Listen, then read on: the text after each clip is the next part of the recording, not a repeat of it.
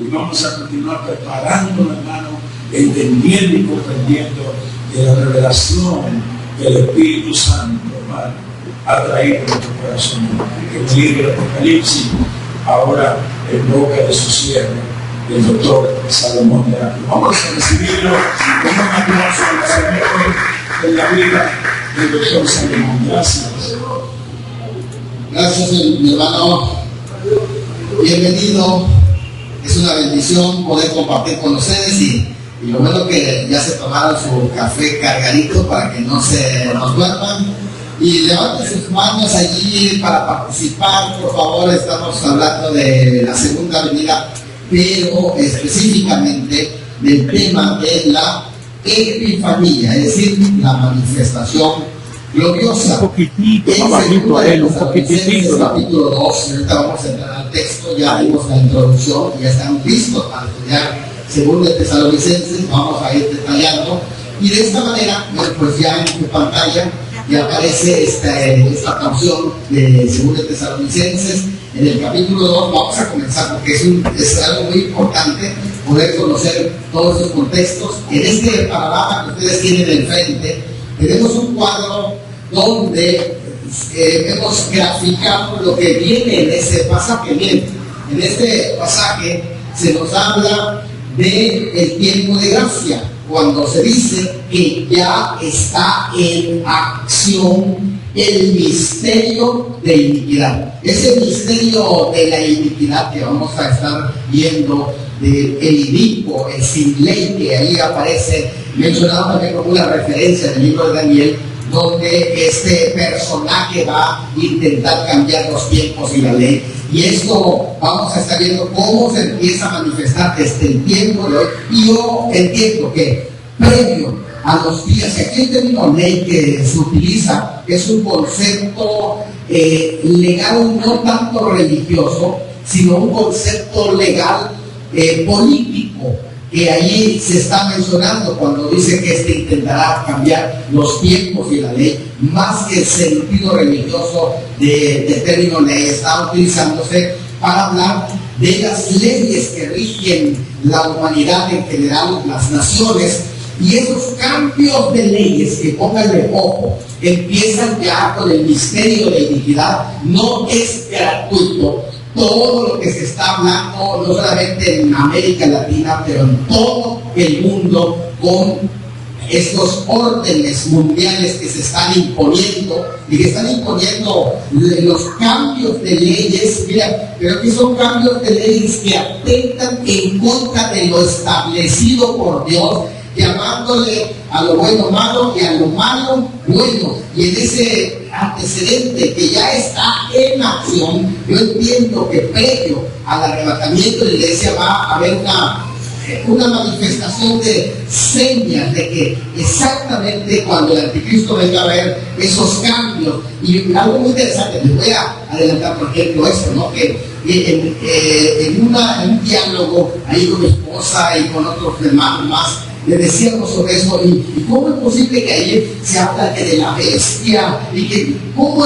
es posible que va a ser aceptado por la humanidad en general. Claro que sí, con los cambios de leyes, porque van a subir el nivel de lo que es lo animal, lo van a elevar por encima de lo humano, de modo que aún van a haber leyes para las bestias, sí. ¿Y por qué dice que el anticristo que aparece como una bestia? Pero ¿cómo, pastor? Se dice que la bestia, eso es solamente una figura. ¿Y qué tal? Sí, es un transespecie. ¿Para qué los cambios de leyes? ¿A poco no están las leyes y ahora tú tienes que respetarlo? Porque es una nueva forma de que las personas, si se sienten bestia, tienen que guardar los cambios de leyes. Y el término que aquí aparece, por ejemplo, que está en el tiempo de gracia, ya está en acción el misterio de iniquidad. Empieza la acción. Todas esas son señales, y los cambios de leyes que se están generando son señales de todo esto que se está preparando, porque lo peor está por venir. Muy interesante, porque ahí también aparece otro concepto, que es la apostasía. hasta que venga la apostasía. Y el concepto de apostasía tenemos que entenderlo desde todas las ópticas. El término apostasía tiene una óptica militar, que es rebelión militar. Es interesante esto, ¿eh? Tiene una óptica religiosa también, que es un apartamiento en masa, como lo que ha sucedido después de la pandemia. Miren, un apartamiento en masa que se han vaciado las iglesias. Un apartamiento en masa de los últimos tiempos. Y el término apostasía tiene también otro uso que vamos a estar viendo ahora, de modo que la apostasía calza en el periodo del rapto de la iglesia. Y ahorita vamos a explicar qué podría ser la apostasía, porque hay otro término que vamos a profundizar, no es superficial que vamos a leer la escritura, vamos a meterlo y ver el término apostación, que significa. Así que es algo muy interesante lo que vamos a ver. Vamos a ver, ¿qué más aparece allá? El anticristo, porque le prepara la apostasía, el espacio para el anticristo, y después del anticristo viene el rompimiento de su pacto, se desarrolla el día del Señor en el periodo de la desolación, y de allá viene el Señor Jesucristo también en la parusia, porque acuérdense que la parusia aquí tiene dos conceptos. La parusia comienza con nuestra reunión, el término griego ya es episinagoge, es decir, una reunión arriba. Es la palabra episinagoge, nuestra reunión con él, es el arrebatamiento. Y el término parusia también tiene otro concepto que aquí es epifanía. Doxe epifanía, que quiere decir la manifestación con luz, con gloria. Es parte de la parusia. Escuchen esto, para que entiendan bien el término parusia o venida. En muchas ocasiones el término venida se refiere a nuestra reunión con él, o arrebatamiento. En otras ocasiones se refiere al resplandor de su venida. Ambas son parusia. Cuando viene por su iglesia, también es una parusia, es su presencia. Pero la epifanía también es parusia. Sin embargo, nuestra reunión con él no es lo mismo que el resplandor de su venida. La parusia no es lo mismo que Carpazo, la parusia es lo mismo que epifanía, pero Carpazo no es epifanía, ni epifanía es Carpazo. Son diferentes momentos de la parusia. Y con esto ya entendemos entonces que la venida de Cristo es un concepto que abarca tanto el arrebatamiento cuando viene por su iglesia, como la epifanía cuando viene con su iglesia. Son dos conceptos que aquí aparecen. Bueno, pues acá está, alguien preguntó, a ver, ¿dónde están los textos que hablan de que él viene antes? Yo puse ahí 5 textos, y él viene directo, citas directas, de que viene antes de la gran tribulación por su pueblo. Hay textos y los podemos explicar también exegéticamente, pero no lo vamos a hacer en este momento. Uno de esos textos, de esas citas, tiene que ver con el pasaje que vamos a estudiar, porque el pretribulacionismo tiene varios pasajes. Estas son citas rapiditas que hablan del arrebatamiento antes, pero Segunda de Tesalonicenses explica también el arrebatamiento antes, como vamos a estar viendo, y lo vamos a explicar con detalle. En Primera de Tesalonicenses, en los 5 capítulos que tiene Primera de Tesalonicenses, se habla de la venida de Cristo. ¿Cuántos sabían que Tesalonicenses, Primera y Segunda de Tesalonicenses, son cartas escatológicas? Porque hablan de la venida de Cristo. Primera de Tesalonicenses, en cada capítulo se habla de la venida de Cristo. Por ejemplo, en el capítulo 1, versículo 10, se habla de la venida de Cristo y esperar de los cielos a su Hijo, el cual resucitó de los muertos, a Jesús, que nos libra de la ira venidera. En el capítulo 1, Él viene para librar a sus hijos de la ira venidera. En el capítulo 2, 2:19 al 20 dice, por el cual, ¿cuál es nuestra esperanza o corona de que me gloríe? ¿No sois vosotros delante de nuestro Señor Jesucristo en su parusia, en su venida? Bien, ahí está hablando de las coronas que van a haber y las recompensas en su venida, es decir, en su parucía. Luego en el capítulo 3 también se habla de la venida de Cristo, que incluso en ese versículo, vean que dice ese pasaje tremendo, dice: y el Señor os haga crecer y abundar en amor unos para con otros y para con todos, como también lo hacemos nosotros para con vosotros, para que sean afirmados vuestros corazones irreprensibles en santidad delante de Dios nuestro Padre, en la venida de nuestro Señor Jesucristo con todos sus santos. Allí está hablando, escuchen esto, de la segunda venida gloriosa. Está hablando de ese pasaje, pero hay algo interesante que está implicando Pablo, porque no puede venir con todos sus santos de aquí. Pablo nunca utiliza el término santos para referirse a los ángeles. Él lea a ustedes todas las cartas de Pablo y él siempre los santos son los que están en Galacia, son los que están en Tesalónica, son los que están en Éfeso. Los santos son seres humanos para el apóstol Pablo. Así que si él está hablando en su tercer capítulo de que estamos esperando la venida del Señor con todos sus santos, es porque él está diciendo que para que venga con todos sus santos, primero tiene que venir a buscar a esos santos. ¿No te viene interesante eso? Ahora, viene el capítulo 4. ¿Quién no conoce este capítulo 4? También habla de la parucía de Cristo por su iglesia. En ese capítulo, versículo 18, luego nosotros los que vivimos, los que hayamos quedado hasta su parucía por la iglesia, hasta su parucía, pero con relación a la iglesia, seremos ¿qué? Arrebatados. Así que el arrebatamiento también es la segunda venida, pero con relación a la iglesia. Es su parucía, porque ahí comienza la parucía. Y no se consuma, no hay que confundirlo. Ahí comienza la parucía. Con el capaz, seremos arrebatados, porque ahí comienza la parucía, pero no se consuma hasta que se desarrolle con los frutos de la tribulación y llegue al final con la epifanía de la manifestación gloriosa. Y el capítulo 5 también menciona la segunda venida. ¿Dónde? En el 5:10. Porque no nos ha puesto Dios para guía, sino para alcanzar salvación. Y aquí la salvación es en el concepto escatológico. Para alcanzar salvación por medio, dice, por medio del Señor Jesucristo, quien murió por nosotros, para que ya sea que velemos, es decir, que estemos vivos cuando Él venga a matarnos, o que durmamos, es decir, que hayamos muerto antes del rapto. ¿Qué dice allá? Vivamos juntamente con Él. En ese versículo 10 dice, porque no nos ha puesto Dios para qué, para ira. No nos puso para qué. ¿Y qué es la ira, hermanos?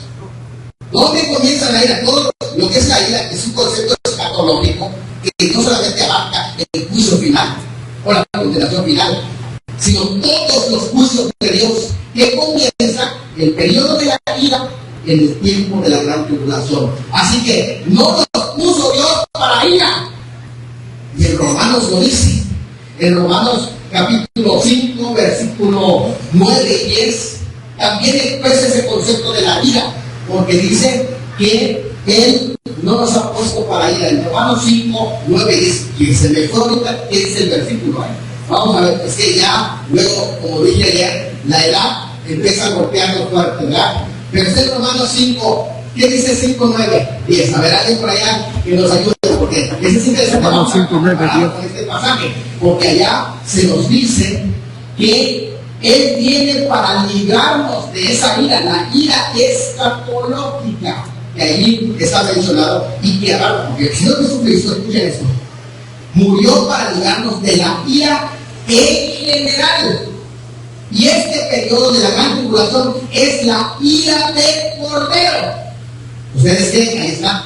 Porque siendo enemigos, fuimos reconciliados con Dios por la muerte de su Hijo. Fíjense, siendo enemigos fuimos reconciliados por Dios por su muerte. Mucho más, estando reconciliados, nos va a paliar con su vida. Así dice, seremos salvos por su vida. El versículo anterior, ¿qué dice el versículo anterior? Pues ese es el 5:9. El 5:10 que dice. Y el 9, seremos mucho más estando ya justificados en su sangre. Ese es. Por él seremos salvos de la ira del Cordero. Ahora, ¿creen ustedes que él viene por su novia? Pero antes de venir por su novia, la va a agarrar a trancazos con su ira. Hombre, yo creo que hay hermanos que son masoquistas y que no han entendido lo grave, que no es cualquier ira, es la ira del Cordero. Y esa ira del Cordero está para todos aquellos que atribularon a su pueblo. No es para su iglesia, sino que a su iglesia, si cuando estábamos perdidos, murió por nosotros. Ahora, ¿creen ustedes que va a dejar que el anticristo nos apague? No, seremos salvos de la ira. Y es lo mismo que dice en 1 Tesalonicenses capítulo 5 que leí. Miren, ahora sí continuamos con los textos que aparecen, son 5 que mencioné allá, y agréguele también ¿verdad? Para que ahí ya ustedes lo comparan. Pero cuando se habla de la ira, es la ira del Cordero, que es importante entender que cae sobre los pecadores. Dice, entonces, de esta manera, vamos a ver, segunda de Tesalonicenses, porque ya está en acción de misericordia. A ver, ¿dónde estamos, hermano? ¿Dónde estamos? Un repaso, porque es una línea. ¿Dónde estamos? ¿Del tiempo de qué? Tiempo de gracia. Y en este tiempo está también el momento que va a terminar el tiempo de gracia. ¿Con qué? Con el carpaz. ¿Vale? Pero miren, ya se lo pedí. El carpaz. Eso es, hermano. Sí, porque el carpazo es arrebatamiento o rapto con R mayúscula, no con R minúscula, porque es un concepto semántico para referirse a nuestra reunión con Él, para referirse al traslado de la iglesia. Ese concepto no es lo mismo el concepto robar, el concepto rapto, que se usa con R mayúscula, vuelvo a decir, sino que es el concepto aplicado semánticamente a la doctrina del traslado de la iglesia. Ahora, aquí, después de esto, en la semana 70 inicia con la confirmación de ¿qué? Del pacto. Por una semana hará un pacto con mucho quien. El príncipe, que ha de venir. Esa semana inicia y se rompe a la mitad de los 3 años y medio. Se rompe ese pacto con una abominación de desolación que no consiste en ataque y destrucción del pueblo de Jerusalén con el templo, sino específicamente es un concepto religioso. El término del ligma, que es asquerosidad, es un concepto religioso que se utiliza para la profanación del templo. Ese es el concepto abominación, algo que Dios aborrece. Y en ese concepto lo utiliza Mateo allá para referirse a esa profanación que va a hacer el anticristo sentándose en el templo de Dios como Dios. Pasan los otros 3 años y medio y después viene el resplandor de su venida y el milenio. Así que, ¿dónde estamos? Hasta acá. Aquí estamos en el inicio. Luego, los primeros 3 años, el anticristo viene como el príncipe que ha de venir, y de allá viene como desolador después de que rompe el pacto, se transforma en la bestia de desolación. Así que, durante ese tiempo, estamos hablando de que la apostasía es posible que sea antes. Es importante entender que ahí la cronología es la apostasía y luego se manifiesta el hombre del pecado. Así está la cronología. Por eso es importante que entendamos que es la apostasía. Y después de que se manifieste el hombre del pecado, el hijo de perdición, inicia el día del Señor, que son los segundos 3 años y medio. Es considerado específicamente esta parte como el día del Señor, cuando se desarrollan todas esas señales que hemos visto, que son las señales de su venida. Todo este concepto se le llama ¿cómo? Parucía, exactamente, ¿qué quiere decir? Presencia. Es la presencia de Cristo, que vuelvo a regalarlo, inicia con su presencia por relación a la iglesia, aparecerá de nuevo sin relación al pecado o relación a su pueblo, y después su presencia estará en los juicios como la ira del Cordero para culminar con su manifestación gloriosa. Ahí termina su parucía. Vamos entonces entendiendo este concepto, y esto es lo que les decía sobre lo que es la venida de Cristo. La venida de Cristo usan términos como Apocalipsis. Cuando ustedes leen Apocalipsis, quiere decir revelación, y se usa para la venida de Cristo su Apocalipsis. Y esto, dependiendo a qué se refiere. Si es su Apocalipsis, es para darse a conocer a su iglesia, eso es el arrebatamiento. Pero si su Apocalipsis es para manifestarse a Israel y a las naciones, eso es la manifestación gloriosa. Lo mismo pasa con la parucía, lo mismo pasa con el término que es presencia, o fanelo, que es manifestación, se usa en Mateo 24 también. Así que es importante entender cuando leemos el término venida, saber de acuerdo al contexto a quién está hablando, qué significa el término venida en esa traducción que ustedes tienen, ver si se refiere al rapto o si se refiere a las manifestaciones gloriosas. Así que la segunda venida puede referirse al rapto, puede referirse a la manifestación gloriosa, que dependerá del contexto.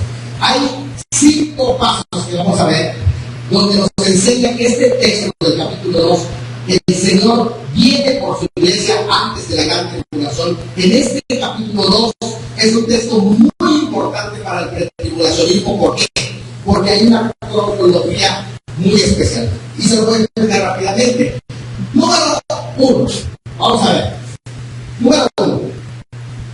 ¿Por qué? Porque aquí se muestra claramente el uso inclusivo y a la vez distintivo del término parucía y el término episinagoge. ¿Qué está diciendo? Pero respecto a la parucía de nuestro Señor Jesucristo y a nuestro episinagoge, nuestra reunión con Él, 2 términos aparecen ahí: el término parucía y el término episinagoge. De modo que el término parucía se utiliza para hablar de todo el concepto que va a hablar Pablo, mencionando las 2 fases de la parucía, de la venida, que es el primero que menciona acá, el episinagoge, y el segundo que menciona más adelante, que es el resplandor de su venida. Entonces, eso es muy importante entenderlo.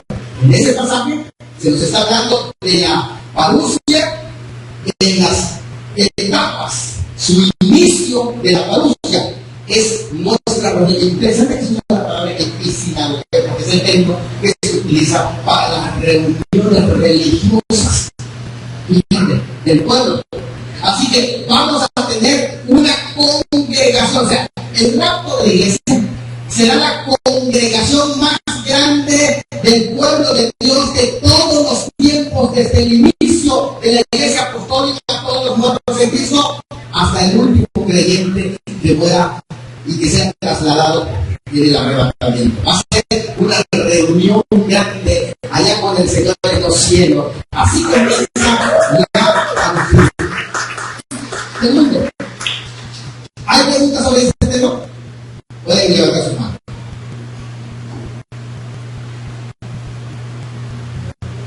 Si no hay, pasamos al segundo.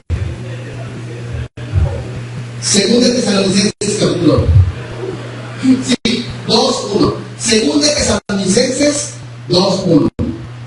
Ahí es donde está el texto que mencioné. Segundo, vamos a ver. Porque el contexto deja ver claramente el problema de la confusión. ¿De qué está hablando ese contexto? Miren, el contexto está hablando de que el apóstol Pablo, en su primera carta que escribe, les habló del rapto. ¿Se acuerdan? Primero Tesalonicenses 4. En cada capítulo les habló de la venida de Cristo. Así que ellos, creyentes, ya estaban enseñados. Era como el apóstol Pablo, era así como el hermano bienvenido a la cruz. Cada año darle fuerte la escatología. Y Pablo les enseñaba, cuando estuvo con ellos, les enseñó la escatología. ¿Pero qué pasó? Que por allá vino algún hermano con una doctrina medio rara y que habían escuchado la enseñanza Pablo del capítulo 5 de la Tesalonicenses, que habla del día del Señor, y el día del Señor viene después del capítulo 4 que habla del rapto. Así que el día del Señor cronológicamente sigue al rapto, porque el capítulo 4 habla del rapto del primer Tesalonicenses, y el capítulo 5 habla del día del Señor, y el día del Señor que viene como ladrón, es el día cuando vienen los juicios que mencionan los profetas, del día del Señor, cuando habrá tinieblas, juicio, ira, llanto, en el día del Señor. Y entonces alguien agarró esta enseñanza y introdujo el hecho o la enseñanza equivocada de que ya estaba viviendo en el día del Señor, y lo escribió como si fuera Pablo. Algunos dicen que por una carta o por sueño o por lo que sea, pero que les hayan dicho en el sentido de que el día del Señor ha llegado. El término ya, en el sentido de que el día del Señor está cerca, el término griego es elesteke, no es el término inminente, o no es el término de que está cerca. La traducción no es que está cerca, está equivocada esa traducción. La traducción es en el sentido de que el día del Señor ha llegado. O sea, los falsos maestros estaban enseñando que eso del rapto ya les pasó, que el rapto no va a suceder hasta después que acabe el día del Señor, y resulta que estaban enseñando ya estamos en el día del Señor. Como nunca se escapó de los cuando vino la pandemia, dijeron, no, ya estamos en la gran tribulación, así que el Señor va a venir hasta después de esa gran tribulación, y pensaron que la pandemia era la gran tribulación y cambiaron su posición doctrinal, y algunos que estaban ya en la quinta trompeta, en la sexta trompeta, y ya casi llegan a la séptima trompeta. ¿Cuántas confusiones estaban? ¿Por qué? Porque no entendían el tema del día del Señor. Y entonces el apóstol Pablo dice, no les crean a estos. Acuérdense, cuando estaba yo con ustedes, se los enseñé claramente que primero es el gran paso y después el día del Señor. Y ahora resulta que ustedes piensan que ya no hay gran paso y que el gran paso va a ser después del día del Señor. ¿Qué les pasa? Y entonces les escribe según el Tesalonicenses para aclararle, el día del Señor todavía no ha llegado, porque el día del Señor no vendrá sin que antes venga la apostasía. Ahí no está diciendo que la segunda venida, no confundamos la segunda venida con el día del Señor. Lo que Pablo está aclarando no es la fecha de la segunda venida, lo que está aclarando es el inicio del día del Señor. El día del Señor no puede suceder, y el día del Señor lo vimos hace unos momentitos, se los puse en la gráfica y les puse, aquí está el día del Señor, y este es el tiempo de ira. Y ellos decían, ya estamos en el día del Señor. Así que algunos cristianos eran perseguidos, otros habían muerto y otros eran traicionados y los sacrificaban, y decían, esta es la gran tribulación, ya estamos en el día del Señor. Y Pablo les dice, no, el día del Señor no va a iniciar sin que antes venga la apostasía y luego se manifieste el hombre del pecado. Así que nadie les confunda. Y por eso escribió según el Tesalonicenses.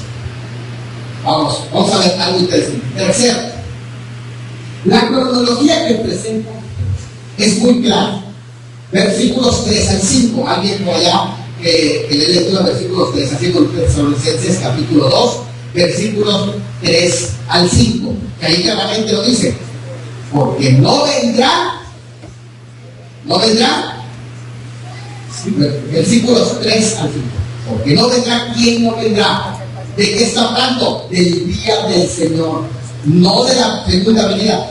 Pues mucho más, estamos en el 2 Tesalonicenses capítulo 2, 2 Tesalonicenses capítulo 2, versículo 2 Tesalonicenses, capítulo 2, versículos 3 al 5. Estamos en todo 2 Tesalonicenses, ¿verdad? Y no tengo que explicar 2 Tesalonicenses. Bien, nadie os engañe en ninguna manera, no se dejen encantar, porque el día del Señor del que está hablando anteriormente, no vendrá el día del Señor. Este elipsis es importante mencionarlo, porque si no pones ese elipsis de la que está hablando el día del Señor, porque él dijo que no se engañen en el sentido de que el día del Señor ha llegado, porque ya estamos en el día del Señor, porque el día del Señor no vendrá sin que antes venga La apostasía está claro. Entonces, claramente, si no ha venido la profecía y no se ha manifestado el hombre de pecado, entonces no estamos en el día del Señor. Así de claro, es la cronología. Y eso es lo que Pablo les está enseñando. Vamos a ver la siguiente, número 3, ¿verdad? Número 3 en las gráficas que estamos mencionando. Tercera razón, ahí está. Porque ya la cronología ya la vimos, la próxima. Porque será quitado el misterio del que detiene al inicuo. ¿Qué es lo que detiene? Hay algo que detiene. Entonces, a ver qué es ese algo que lo detiene, vamos a ver la teoría. Pero fíjense, el día del Señor no se va a manifestar si primero no aparece el anticristo. El anticristo no asoma si no primero viene la apostasía, que vamos a ver también qué es la apostasía. Pero, oiga bien eso, pero por lo tanto, si el anticristo no puede manifestarse porque hay algo que lo detiene. Así que quítense toda la confusión de que estamos en la gran tribulación, en la sexta trompeta, o donde hasta las copas, algunos ya llegaron. Quítense de su cerebro, porque no puede aparecer el anticristo hasta que sea quitado del medio lo que detiene la aparición del anticristo. El anticristo va a ser antes que venga el llamado día de ira o día del Señor, pero antes que venga el anticristo será quitado del medio lo que no detiene. Vamos a ver qué es aquello que lo detiene. Número 5, y con estos son los 5 argumentos. Número 5, porque solo posterior del rapto pueden suceder todos los eventos que menciona ese capítulo, cuando dice que el anticristo se va a sentar en el templo de Dios como Dios, haciéndose pasar por Dios, y que después de eso también va a engañar a todos los que estén en ese presente con señales y milagros que se les será concedido o permitido hacer en presencia de la bestia, y todo eso que ahí se desarrolla en el capítulo 2. No puede suceder sin que primero que todo pase el rapto de Dios. Muy bien, ahora sí, dicho eso, entramos a 2 Tesalonicenses, versículos 3, se hablan de 3 conceptos: apostasía, anticristo y templo reconstruido y profanado. Son 3 cosas que se mencionan allá, para que en el periodo de la tribulación, según Pablo, tienen que desarrollarse: número 1, apostasía; número 2, anticristo; y número 3, templo. Así en ese mismo orden: apostasía, anticristo y templo. ¿Y qué es entonces la apostasía? Bueno, y en segundo lugar, por tanto habla de la apostasía, pero en segundo lugar, anticristo. Aquí el término anticristo se utilizan otros 3 conceptos para hablar del anticristo en ese pasaje, que son el hombre del pecado, o sea, el pecado encarnado, en persona, el pecado en persona.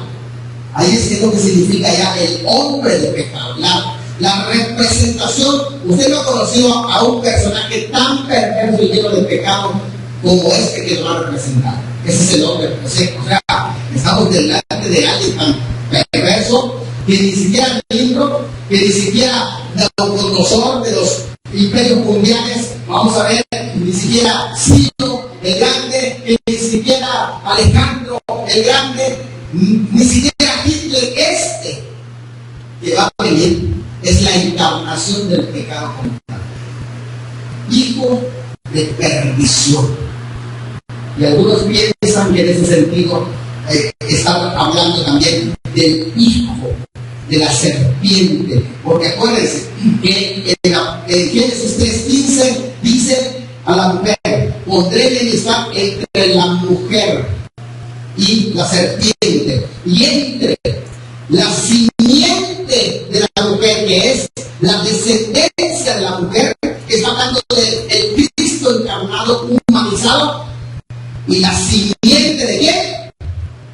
De la serpiente, del reptil. O sea, este que recta que vimos en el capítulo 23, que les habla con ese concepto de los que rectan, los reptilianos, podemos decir. Este hijo de reptiliano es allá, el descendiente de la serpiente. Lo que está diciendo es que el enemigo número uno de Cristo, que es el hijo de la serpiente, y así como Cristo es hijo de Dios, porque por medio del Espíritu Santo fue concebido en el vientre de María para que suceda la encarnación, y este hombre que nació también es 100% Dios. Ahora en esta concepción va a ser hijo de Satanás, hijo de la serpiente. En ese mismo concepto, por eso algunos entienden que lo que sucede cuando pasa la abominación desoladora es posiblemente un ritual satánico oculto que es en el templo de Jerusalén, y que allá va a morir ese personaje, como lo menciona el príncipe de Tiro, el Ezequiel, que posiblemente va a morir, y que una vez muerto se le va a posesionar el hijo del luciferino en este personaje que va a ser la bestia. Por eso aquí se le llama el hijo de perversión, el que se opone y se revela contra todo lo que se llama Dios. El hijo del pecado ya es el sin ley. Eso es lo que significa el sin ley. Ya dijimos que intentará cambiar la ley y todas las leyes. Ahora sí, si algo puede hacer la iglesia ahora que está, que es sal de la tierra, que es luz del mundo, y es nuestro deber mantener en los principios en contra de la corrupción, porque los cristianos tenemos una función sobre esa tierra. ¿Y saben cuál es la función que tienen los cristianos sobre esa tierra? Ahora nuestra función es ser luz del mundo, no dice de la iglesia, muy importante, sal de la tierra, no dice de la iglesia. ¿Por qué? Porque es nuestra función en la comunidad. Pero si la sal perdiera su sabor, ¿y para qué es la sal? La sal es para preservar de corrupción al mundo. Y ahora estamos aquí para hacer frente a la corrupción, porque usted, la iglesia llena del Espíritu Santo, es la única que puede detener y hacer contrapeso. Pero si la sal pierde su sabor y no frena la corrupción, ¿saben por qué? Porque esa sal está perdiendo su sabor. ¿Y saben para qué sirve una sal cuando pierde su sabor y no puede pararse frente a la corrupción del mundo? No estoy hablando de la iglesia. Ustedes son la sal de la tierra. Es tu participación como ciudadano en todas las cuestiones de la ciudadanía terrenal, porque somos puestos para hacer sal, para frenar la corrupción. Nadie tiene esa altura que la iglesia para frenar a esos corruptos. Si la sal pierde su sabor en los cambios de leyes, fíjense cómo dice ya, obra de pecado, anthropos des anomos, el sin ley. El sin ley, eso es lo que significa anónimo, sin ley. El que no tiene ley y está cambiando las leyes, va a cambiar las leyes para ese tiempo. Pero ahora la iglesia tiene una responsabilidad de ser sal. Si no hace su responsabilidad de sal, dice, si no funciona como sal, va a ser pisoteada. Te voy a decir por qué. Porque el sin ley no está jugando. Si tú no te paras frente para defender la corrupción, estos no van a jugar. No quieren jugar, y por eso está en la iglesia. Vamos a defender sus derechos, porque todos tienen derechos. Sí, tienen derechos todos aquellos que no aman a Dios. Para ellos, hasta los que no tienen derecho les crean derechos y privilegios. No son derechos, porque no es lo mismo. Pero a la iglesia le quitan sus derechos. Y no te metas por la laicidad. Y cuidado. Y si pueden pisotear a la iglesia de Cristo, mientras no sea salvo, van a ser. Porque ellos no están jugando. En los cambios de leyes, no es, déjame decirte, no es algo que va a ser suave. Es algo que la sal está perdiendo su sabor y va a ser pisoteada por perder su sabor. Escuchen esto, no es lo mismo. Porque una persona le digo, pastor, pero ya está anunciado, ya está profetizado la iglesia de Cristo debe de sufrir. Miren los primeros cristianos, sí, los primeros cristianos impactaron al mundo y fueron perseguidos porque ellos presionaron al mundo y se introdujeron. Y en 300 años evangelizaron el Imperio Romano. Ahora, si viene persecución, es porque la sal ha perdido su sabor. No es porque estamos agresivos con la palabra, es todo lo contrario. Es porque estamos permitiendo que ya no seamos salvos. Y esto está preparando el escenario para el anticristo. Pero ya está escrito, sí, pero yo no seré cómplice. Yo no seré cómplice. Ni estaré apoyando política, ni de muerte, ni en contra de la familia, ni en contra de vida, ni anti Dios, ni en contra de esto que amamos y respetamos los creyentes y los hijos de Dios. Porque soy salvo de esta tierra. Vamos, pero eso ya está en acción. Ya está en acción. Solo que haya al presente quien lo entiende. Y ahorita vamos a ver este tema. Miren, dos términos proféticos que usa el apóstol Pablo en sus cartas: postreros tiempos y postreros días. Son dos conceptos. Postreros tiempos es Justerón Kairos. En los postreros días, muchos apostatarán de la fe. Y está hablando de la apostasía, la separación que hubo desde los primeros días. Empezaron a apartarse de la fe hasta el día de hoy, que fue creciendo. Luego habla en 2 Timoteo 3:1 de escastos temeras. De escastos temeras quiere decir vendrán tiempos peligrosos. Cuando llegue el final del tiempo, no solamente habrá la apostasía, sino que tiempos violentos, es la palabra peligroso, caliente. Calientes, tiempos realmente peligrosos para todos. Entonces, si me estoy explicando a los tiempos que estamos viviendo, si estamos en los días, y esto es algo tremendo que estamos viviendo. La apostasía de los postreros tiempos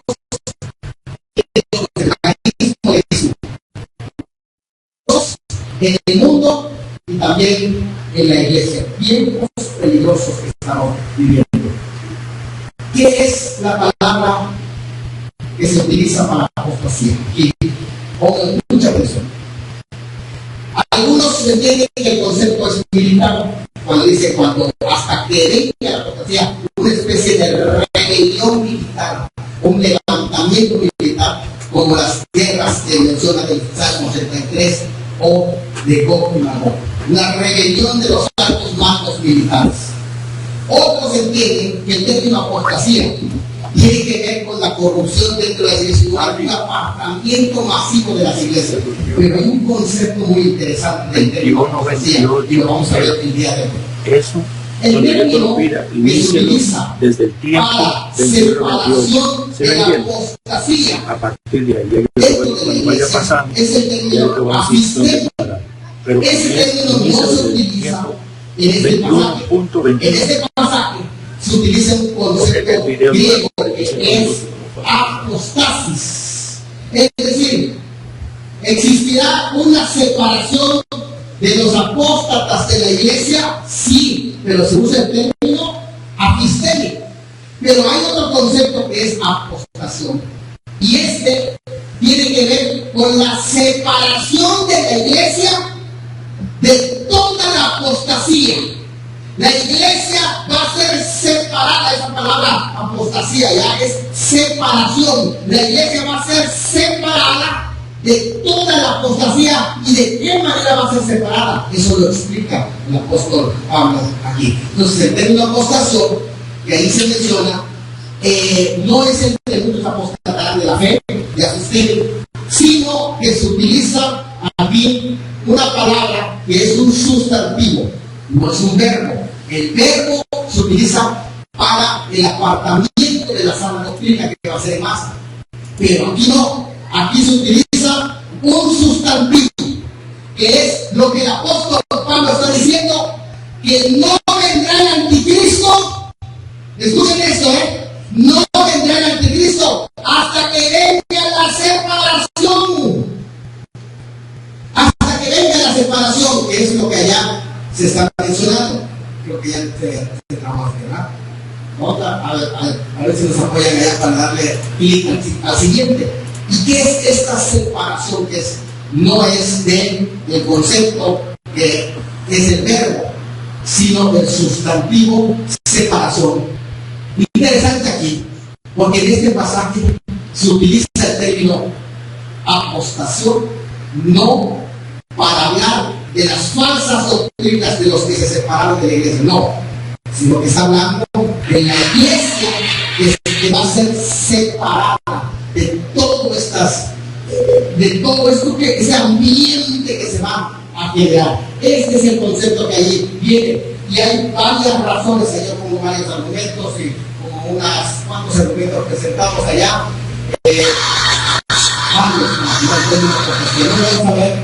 vamos a ir avanzando acá.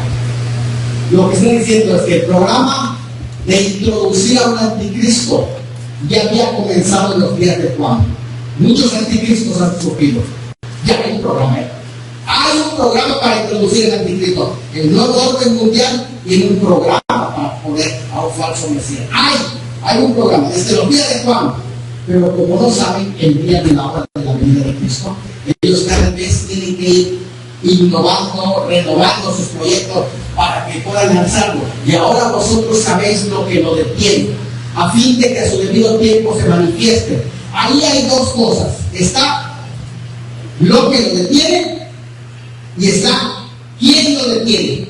No es lo mismo lo que lo detiene que quién lo detiene. Ustedes pueden ver aquí en este pasaje. Y ahora sabéis lo que lo detiene. Lo que lo detiene es algo. Y más abajito dice, porque ya se nació el misterio de la divinidad, solo que hay quien al presente lo detiene. Y quien lo detiene no es algo, porque es un quién. El quién no es algo, es una persona, es alguien. ¿Quién lo detiene? Son dos cosas: lo que lo detiene y quién lo detiene. Eso es lo que vamos a ver. Rápidamente, algunos entienden que lo que lo detiene toca con lo que lo detiene. Algunos piensan que se trata de la predicación del Evangelio, que la razón por la que no ha venido es porque todavía el Evangelio va a ser predicado. Eso es completamente falso. ¿Por qué razón? Porque durante el periodo de la tribulación también va a ser predicado el Evangelio del reino. Así que no es algo que sea acorde. Otros piensan que lo que lo detiene es el gobierno humano. Y una vez que el gobierno humano se ha quitado, y va a introducirse el gobierno del anticristo. Tampoco es algo tan correcto, porque no vean que el gobierno humano está deteniendo al anticristo, está dando apoyo para que surja el anticristo. Ahora, otros piensan que era el imperio romano el que lo detenía, y por lo tanto, para que surja el anticristo estaba el imperio romano ya deteniendo. Cuando los imperios mundiales nace el último imperio mundial, de ahí nace el anticristo, por lo tanto, no puede ser el imperio romano. Y luego algunos dicen que es el Estado judío el que lo detiene. Tampoco hay evidencia para argumentar que es el Estado judío, pero la única argumentación que es fuerte para hablar de lo que lo detiene parece ser que es una institución, que es la iglesia como sal de la tierra, como luz del mundo, que es lo que lo detiene, la institución, la iglesia como cuerpo de Cristo, la función como cuerpo de Cristo.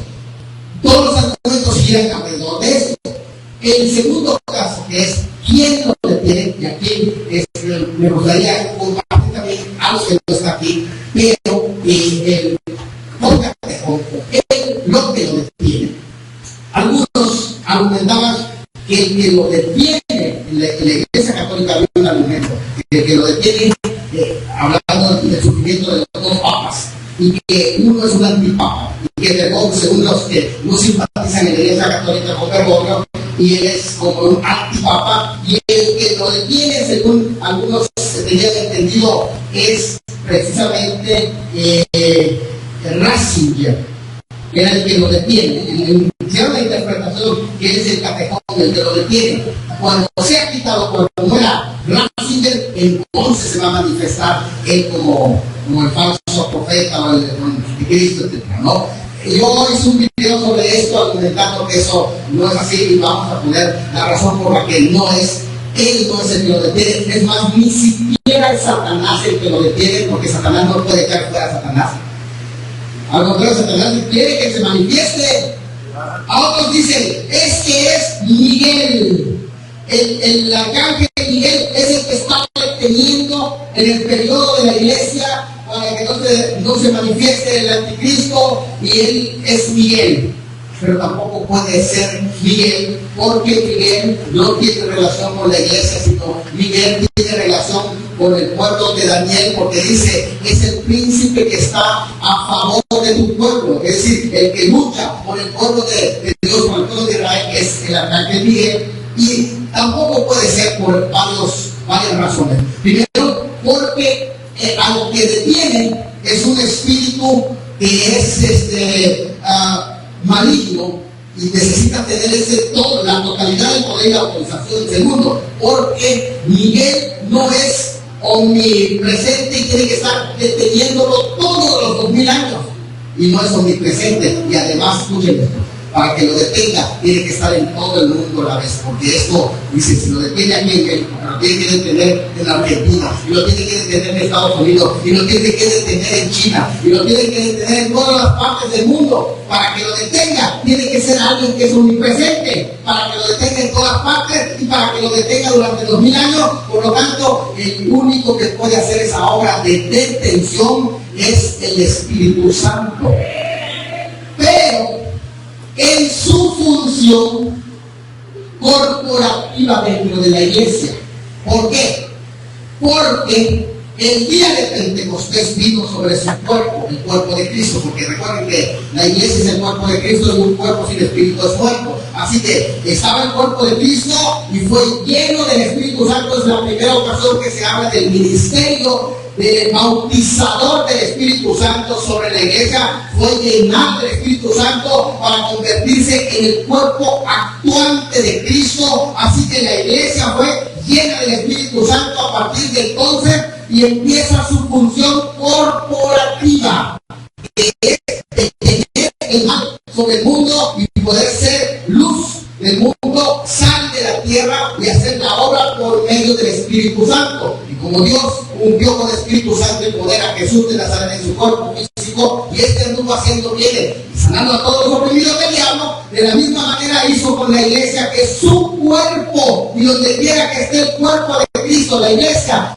llena del Espíritu Santo, está deteniendo esa obra. Y hay una cosa que no puede hacer, es manifestarse el anticristo, porque está la iglesia sobre la tierra.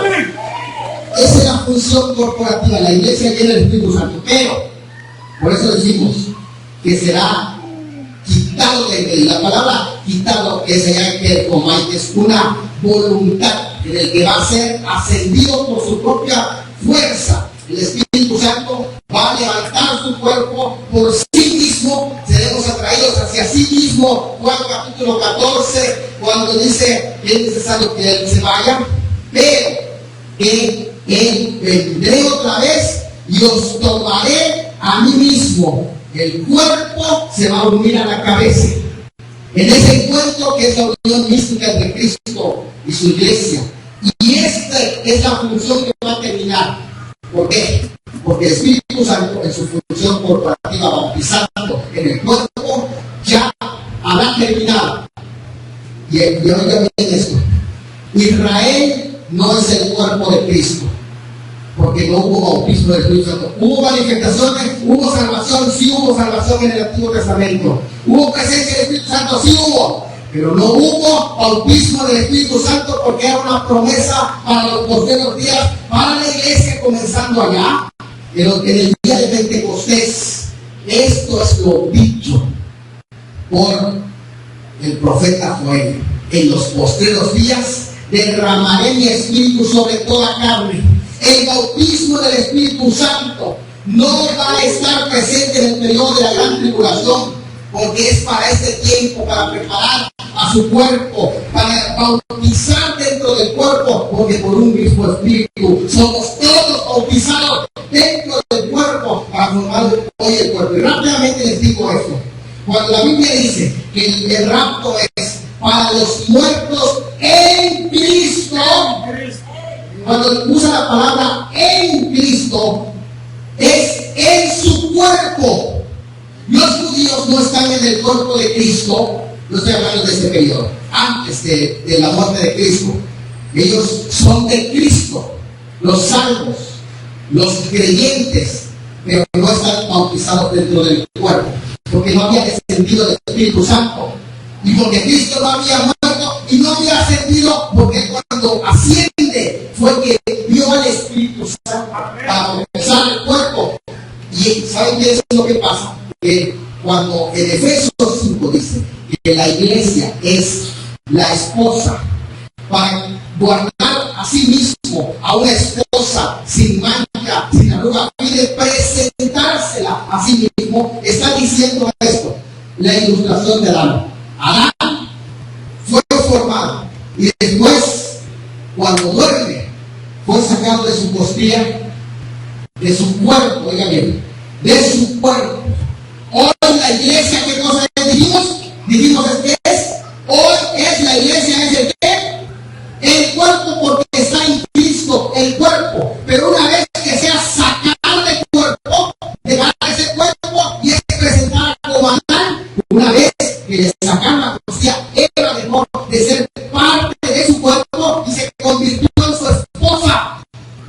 Hoy la iglesia es el cuerpo de Cristo. ¿Alguien entiende la ilustración de Efesios 5? Hoy somos el cuerpo porque estamos insertados en su cuerpo, porque estamos en su costilla, cerca de su corazón. Y nos va a sacar en el rapto. Y una vez que seamos fuera del cuerpo, nos convertimos en esposa, y a fin de presentarla a sí mismo a una iglesia gloriosa.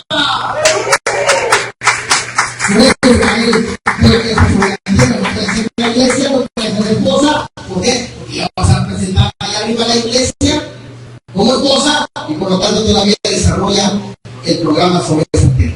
Vamos a hablar entonces, hermano. Es el Espíritu Santo el que hace eso. Por eso decimos, qué triste será ese periodo cuando no haya bautismo en el Espíritu Santo. Qué triste. Cuando no va a haber manifestaciones de lengua. ¿Qué es? ¡Ánimo! Habrá de una persona. Alguien dijo, ¿habrá salvación? Y yo puedo argumentar lo que menciona más adelante en Tesalonicenses, donde dice, cuando se negaron a creer la verdad de Dios en amor en el tiempo de la gracia, así que Dios les envía un espíritu mentiroso para que crean en la mentira y sean condenados y no se salven porque aborrecieron, despreciaron la salvación por fe gratuitamente. Si ahora está gratis, no le quieren servir, piensen cuando habrá un desánimo. Y el gran bautismo del Espíritu Santo, ¿cómo vas a pelear con esa bestia que tiene milagros? Que hasta hace descender fuego del cielo y tú ya no tienes nada de esto. ¿Cómo vas a pelear? Así que hay que ir.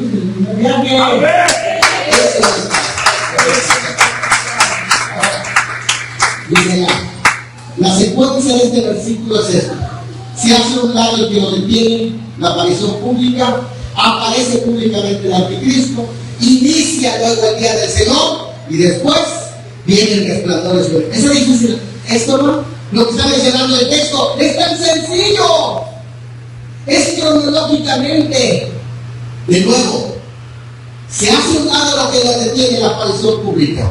Después viene la aparición pública del anticristo, inicia el día del Señor y después viene la manifestación. Es simple, es todo lo que tienen delante de ustedes. Y este es prácticamente el resumen. Ahora, ¿hay alguna pregunta, hermano? ¿Hay alguna pregunta? Hasta aquí. Vamos a ir cerrando. Sí, adelante.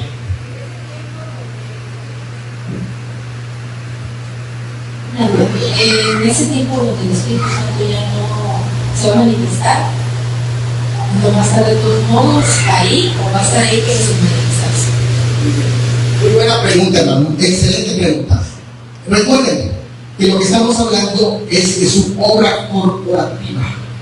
No estamos hablando de su presencia, porque el Espíritu Santo es omnipresente. Y que incluso, recuerden que desde el Antiguo Testamento, en Génesis 1, versículo 2, dice, y el Espíritu de Dios se movía. Y el término que aparece allá para moverse es un término de un presente continuo, que quiere decir, se movía, se mueve, se moverá. Siempre habrá movimiento del Espíritu Santo. En el Antiguo Testamento, todos los dones estaban manifestados. Cualquiera de los dones que ustedes busquen en el Nuevo Testamento estaba manifestado. De milagros, de profecía, de sanidades. Todos estaban manifestados en el Antiguo Testamento, excepto el bautismo del Espíritu Santo que fue anunciado. En los postreros días, dice Dios, derramaré de mi Espíritu sobre toda la carne. Y el apóstol Pedro dice, esto es lo dicho. ¿Por qué? Porque no está diciendo para que se cumpliese la Escritura. Porque si dijera Pedro para que se cumpliese la Escritura, entonces ahí en el día de Pentecostés se habrá cumplido. Pero no. Ese derramamiento del Espíritu Santo que anuncia en los postreros días es con relación a Israel y se refiere a la inauguración en el inicio del milenio. Habrá un derramamiento del Espíritu Santo con bautismo del Espíritu Santo. Así va a comenzar el milenio.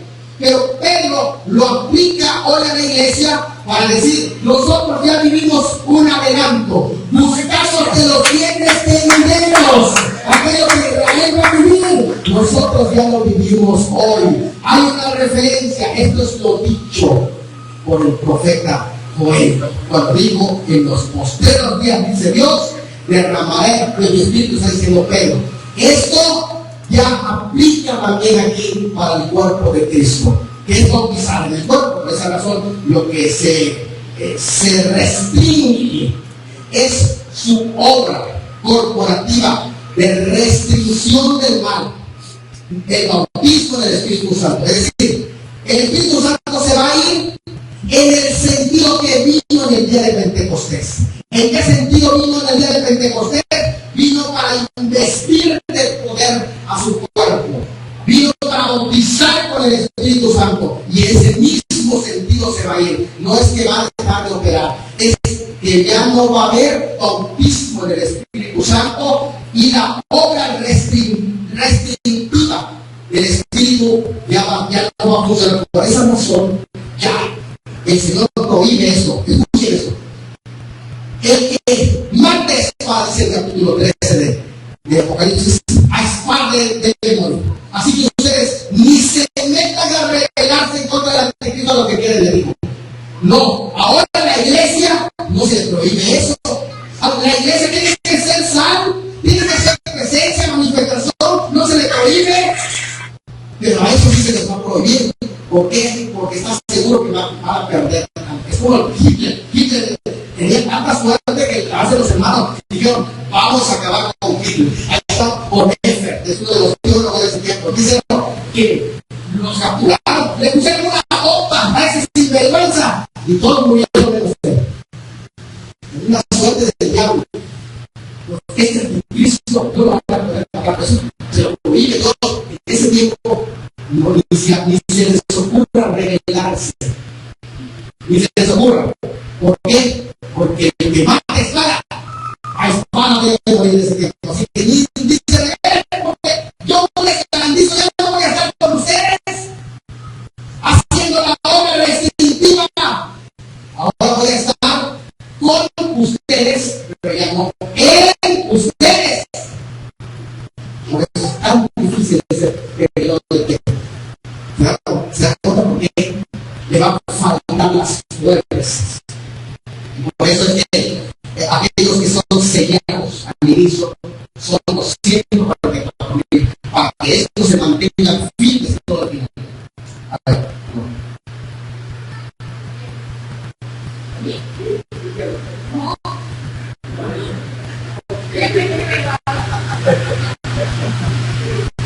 Pastor, los que se quedan aún tienen oportunidad de ser salvos.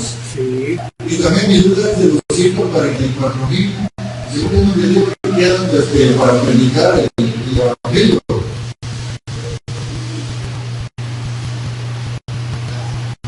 Muy, pero muy buenas preguntas. No, primero, la obra de Sin embargo, tenemos que tomar en cuenta lo que hemos mencionado. Algunos, sin embargo, entienden que esa obra de salvación va a ser en la primera parte de la gran tribulación, los que se van a salvar con la predicación de los 144,000. Va a ser en algunos entienden no como una segunda oportunidad, porque algunos entienden que no habrá una segunda oportunidad, sino que esa obra de salvación será para aquellos que no tuvieron la oportunidad de escuchar el mensaje del Evangelio. Y lo basamenta en 2 Tesalonicenses, vamos a buscarlo en 2 Tesalonicenses 2, versículos 10 al 13. Vamos a leerlo porque es algo muy interesante lo que aquí en este pasaje se nos menciona. En 2 Tesalonicenses capítulo 2, versículos 10 al 13, que dice de la siguiente manera: fíjate, que el anticristo, cuando se manifieste, va a traer poderes tan grandes, con todo engaño de iniquidad. ¿Para quiénes? Para los que se pierdan. Es decir, que este personaje va a tener la autorización de Dios, porque Dios lo va a permitir, para que opere milagros portentosos, tanto que va a hacer descender fuego del cielo. Imagínate, en una reunión multitudinaria que aparezca este personaje y haya ciegos y haya cojos. Piensen en esto: gente con lepra y todo tipo de enfermos, y pasa este hombre y todos se levanten. ¿Qué crees que va a pasar? Dime, ¿qué crees que va a pasar? ¿Sabes qué? Van a caer de rodillas. Y si era un hermano que iba de vez en cuando a la iglesia solo porque me dijeron, ahí puedo sanar, y viene llorando, y como no sanó, se regresó con su silla de ruedas, pero ahora enfrente de ese personaje está brincando, ¿qué crees que va a pasar? Cae de rodillas. ¿Crees que es fácil lo que se enfrenta? Van a caer de rodillas maravillados, porque para eso es. Se le va a preguntar por cuanto no recibieron el amor de la verdad. ¿En qué tiempo el amor de la verdad? Ahora es el tiempo de gracia. ¿Para hacer qué? Sí. Si ahora está tan gratis todo y no se ha manifestado, y está en la iglesia y está pagando por ti, y hoy todo el mundo hablando por ti, pero tú no hablas por ti. Ven, siguiente versículo. Por esto, como juicio, como parte del juicio de la rebeldía que tuvo en este tiempo, ¿saben qué hizo? Despreció la gracia de Dios. Y eso tiene una consecuencia. Por esto Dios les envía un poder engañoso. ¿Quién se los envía?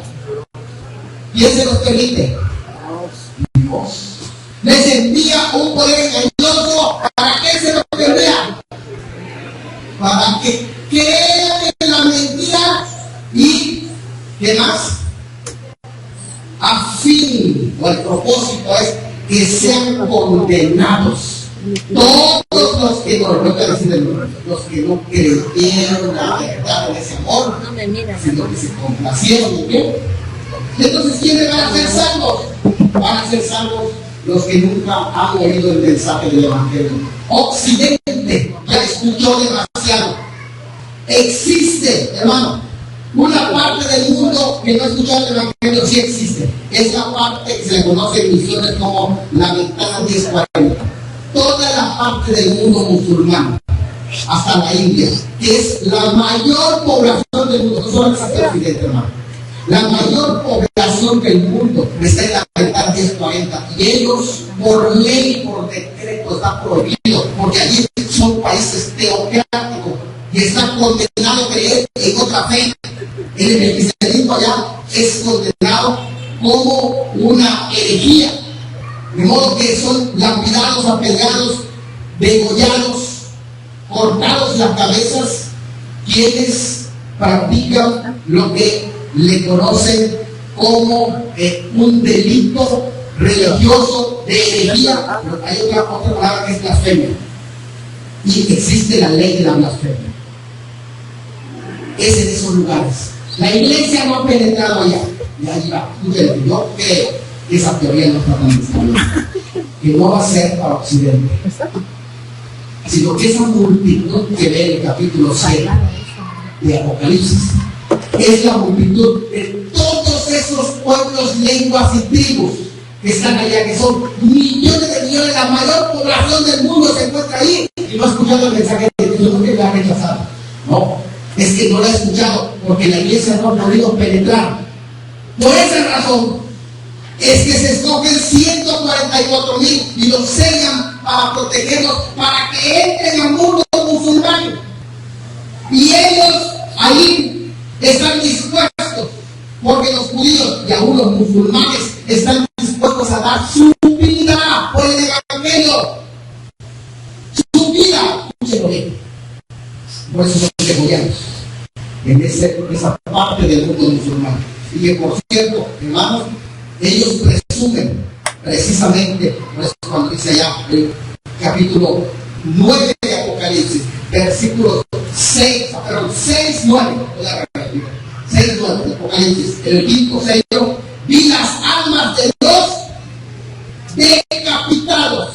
Ahí la blasfemia se castiga con decapitación. Fíjense, creo que esa teoría no está tan descabellada. Y que Occidente hoy tiene esa oportunidad y lo ha rechazado.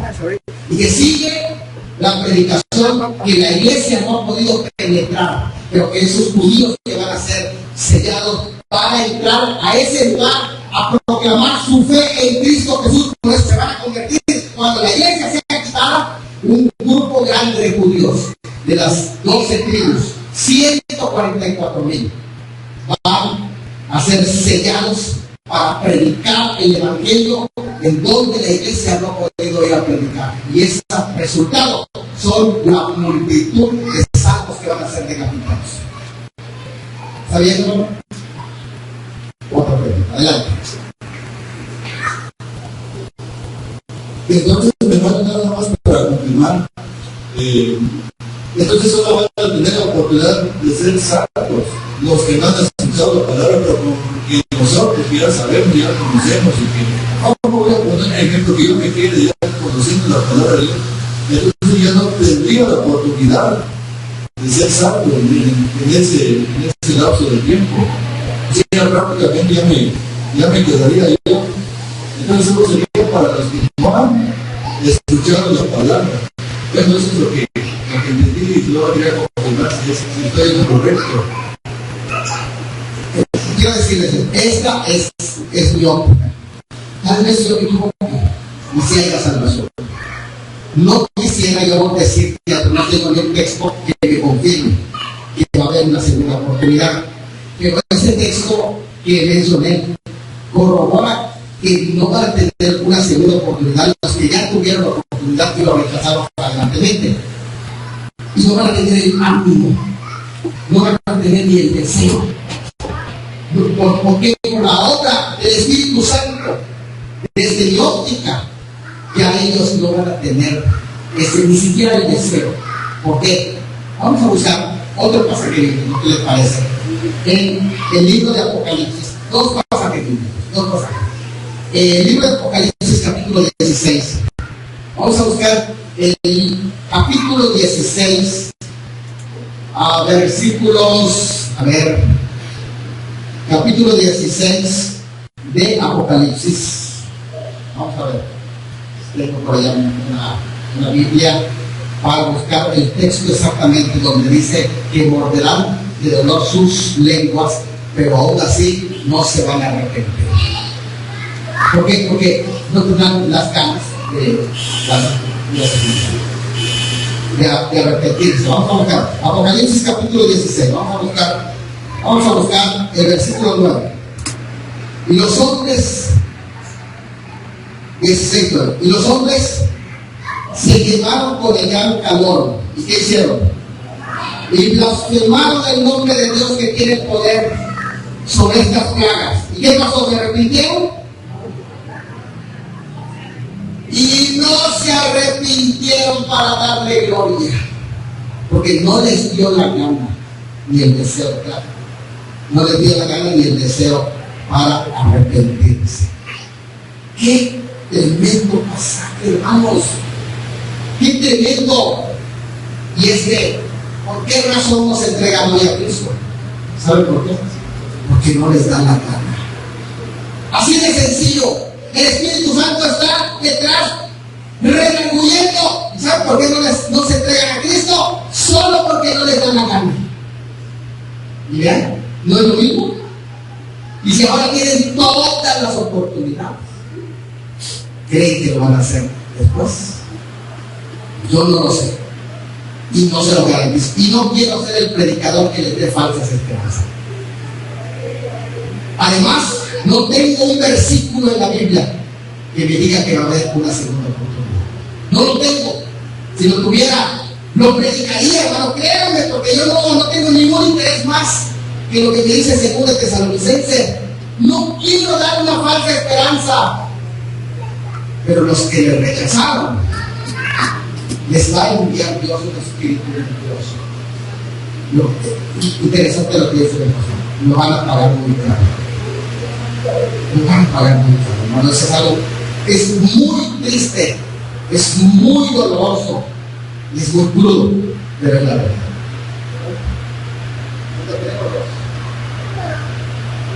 Y Pastor Salomón, como yo decía ayer, la verdad es que mejor lo vayamos en la primera, nos preparemos antes, ¿verdad? Porque pues, lo que nos da el Espíritu Santo es vital, es fundamento para un arrepentimiento, ¿verdad? Entonces, yo decía que mi hermano, mejor nos vayamos primeramente Dios, nos esforcemos en la primera para eliminar todas esas cosas, ¿verdad? Porque miren cosas, dice que en los libros de los hombres se sacarán de miedo.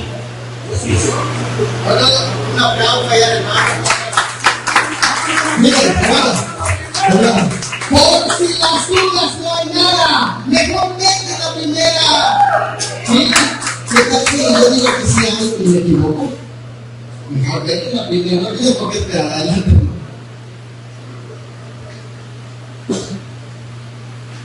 Yo voy a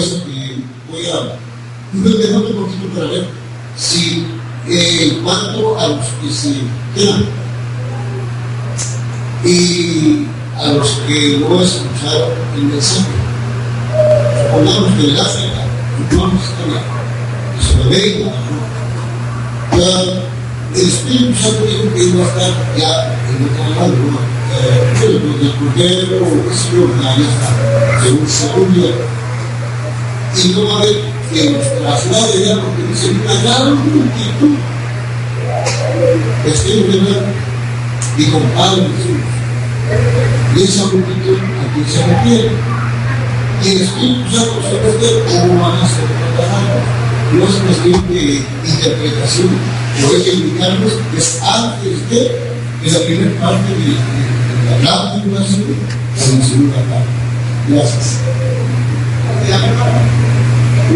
Romero, muy interesante la pregunta que está planteando. Hermano, acuérdense que lo que se limita es la obra de restricción, no las operaciones del Espíritu Santo. Para que tengan la idea cómo es esto, el periodo de los 7 años que se conoce en el libro de Jeremías 37 como tiempo de angustia para Jacob, es un periodo judaico.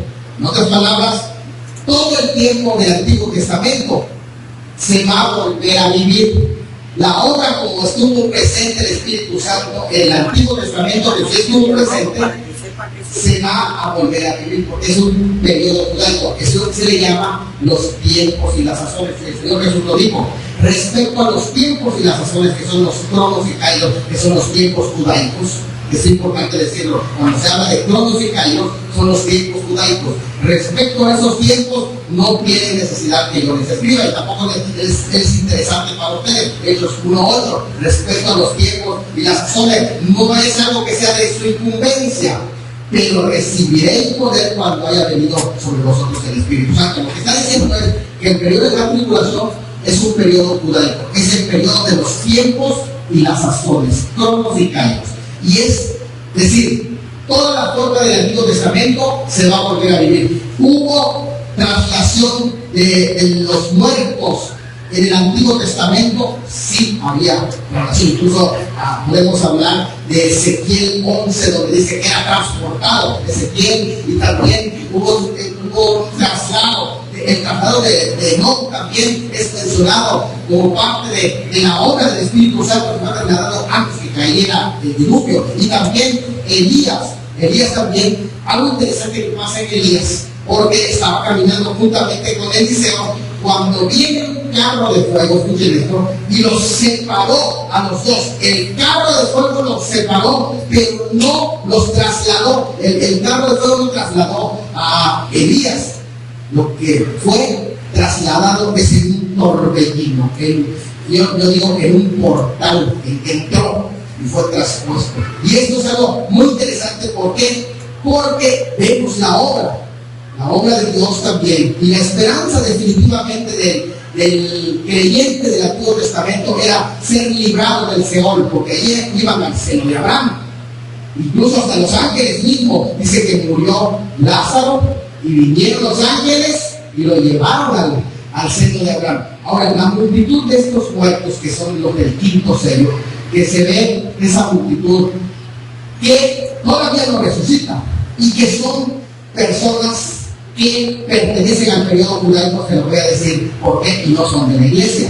¿Por qué razón? Porque vean la oración imprecatoria que hace.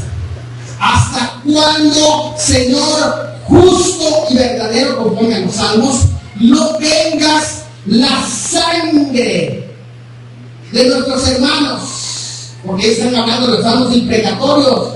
Es un periodo judaico. La iglesia no ora de esa manera. Señor, pedimos venganza para... No, la iglesia no ora así. Así que estos pertenecen a un periodo judaico de nuevo. De modo que nos damos cuenta que todo ese tiempo es un periodo. Ahora, la salvación es una cosa y el bautismo del Espíritu Santo es otra obra del Espíritu Santo. No dijimos que la salvación no va a haber. No, dijimos que no va a haber bautismo del Espíritu Santo. Son dos cosas diferentes. Una cosa es la salvación, que tiene que ver con la regeneración. Es el restablecimiento de nuestra relación con Dios, que eso es la salvación. Pero el bautismo del Espíritu Santo es una investidura del poder desde lo alto. Eso es la obra restringiente, no es que no haya salvación. Son dos cosas diferentes, y ahí, en ese sentido, hacer esa acotación para que no digamos, es que no estará el Espíritu Santo. Si el Espíritu Santo es omnipresente y su obra salvadora también estará operante, lo que no habrá es bautismo del Espíritu Santo en su obra restrictiva. Eso es lo que se limita en ese tiempo. Dijimos, se va solo en el sentido que vino en el día de Pentecostés. Porque antes del día de Pentecostés estaba presente el Espíritu Santo, sí estaba presente, pero no estaba en su obra operante como el paracleto que vino en el día de Pentecostés. Entonces, con estas palabras, vamos a ir terminando con un video con este final. Si no hay ninguna pregunta, si hay preguntas, damos una pregunta, pero si no hay, de una vez cerramos esta conferencia. Tenemos una. Buenas tardes, hermanitos. Agradezco mucho lo que usted viene a predicar. Sabemos que dice su palabra que toda criatura la da a conocer. Tenemos que ser hijos obedientes. Al Señor le agrada que le obedezcamos. Si con el amor que nos da, la comodidad, porque estamos cómodos todos, hermanos, para dar y ir a conocer, no estamos sufriendo persecución, dolor, angustia, pasamos por enfermedad, porque nadie está extenso a no vivir algo fuerte. Pero el cuerpo, esto es un estuche, hermanos, que tiene que sufrir un dolor, pero nuestra alma, debemos de decirle, Señor, es para ti, te pertenece, tenemos que obedecerte. Y a mí me gustaría irme a primer, no dudar del Padre que yo lo conozco. Hermanos, no tenemos derecho, dudemos de nosotros mismos. ¿Por qué? Porque somos malos, tenemos a veces cosas malas. Pero si no, si a Él no le creemos, ¿a quién le vamos a creer? ¿A algo malo? No, hermano, tenemos que creerle a Él. Si ya decidimos recibir la salvación, hermanos, ¿por qué dudarlo? Nos están viniendo, nos están predicando, nos están dando la libertad y la conocemos. ¿Y por qué todavía tener esa duda en nuestro corazón? Dudemos de mí, porque yo fallo, pero de Él, no, hermano. Es una gran bendición estar aquí y conocerlos, hermanos. Esa es toda mi participación, hermanos. Yo vengo de San Cristóbal y no tengo duda del Rey de Reyes y Señor de Señores.